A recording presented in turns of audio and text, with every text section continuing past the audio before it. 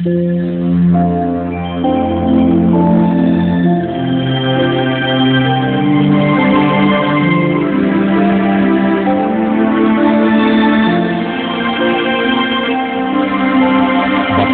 ang bumabasa at ang nangakikinig ng mga salita ng hula at tumutupad ng mga bagay na nasusulat doon, sapagkat ang panahoy malapit na.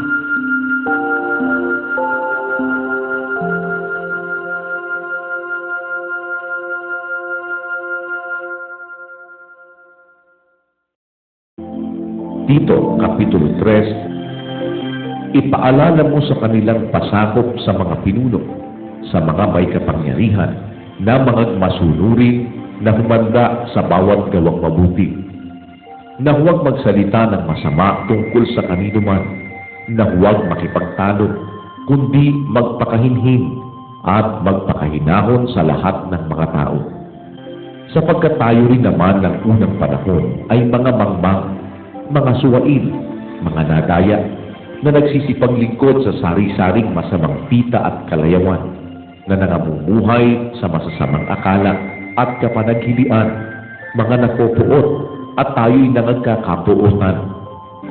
Ngunit nang mahayag na ang kagandahang loob ng Diyos na ating tagapagligtas at ang kanyang pag-ibig sa tao, na hindi dahil sa mga gawa sa katwiran na ginawa nating sarili, kundi ayon sa kanyang kaawaan ay kanyang iniligtas tayo sa pamamagitan ng paghuhuga sa muling kapanganakan at ng pagbabago sa Espiritu Santo, na kanyang ibinuhos ng sagana sa atin sa pamamagitan ni Hesukristo na ating tagapagligtas, upang sa pagkaaring ganap sa atin sa pamamagitan ng kanyang biyaya ay maging tagapagmana tayo ayon sa pag-asa sa buhay na walang hanggan.